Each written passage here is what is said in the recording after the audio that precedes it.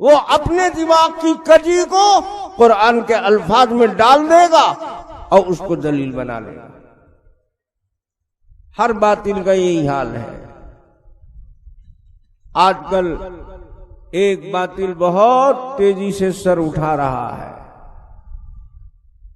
जो अपने को कहता है हम अहले हदीस हैं। खूब अच्छी तरह याद रख लीजिए, जहां पर लफ्ज अहल देखिए समझ जाइए कि ये ना अहल है। हर चीज का इस्तेमाल उल्टा हो रहा है। एक जमात है अहले कुरान, तो क्या मतलब कुरान अकेले उनके बाप की मीरास है, सिर्फ वही कुरान को मानते हैं, हम लोग नहीं मानते। लेकिन अपना नाम रखा अहले कुरान। तब दूसरे घरों ने देखा कि अरे बाप रे बाप, वो तो कुरान लेके भाग गया, तो अब बचा हुआ है जल्दी कब्जा करो। तो इसने कहा हम अहले हदीस।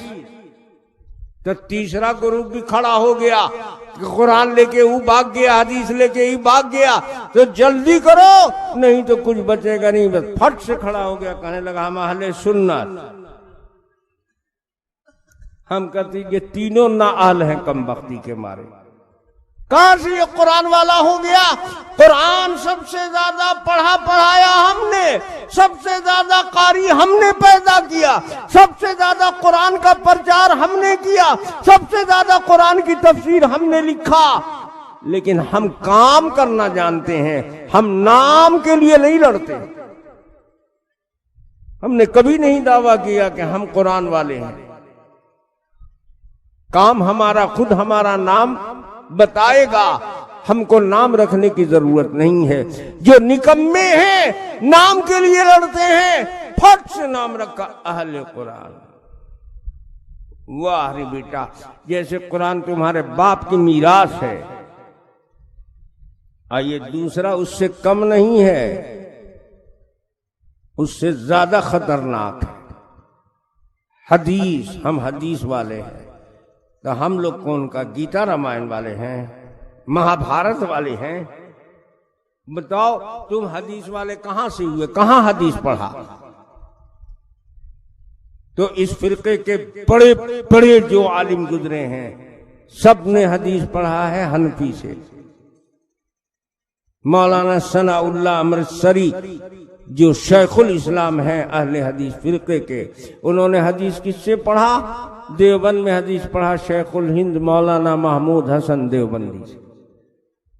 इस फिरके के सरगना है सैयद नजीर हुसैन देहलवी, शेखुल कुल फिल कुल। हदीस किससे पढ़ा?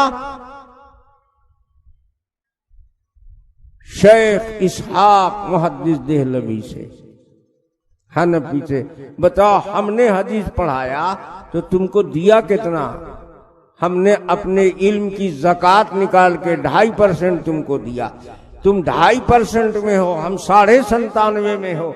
और आज ही बनिया कल्ले से हम ही को कहते हैं हदीस नहीं आती। अगर हमको हदीस नहीं आती बेटे तो तुम तो हमसे पढ़े, तो तुमको कहां से आ गई? मामला हदीस का नहीं है, मामला कुरान का नहीं है, दिमाग की कजी का मामला है। हदीस को कज दिमागी से समझोगे तो उल्टा मसला निकलेगा उस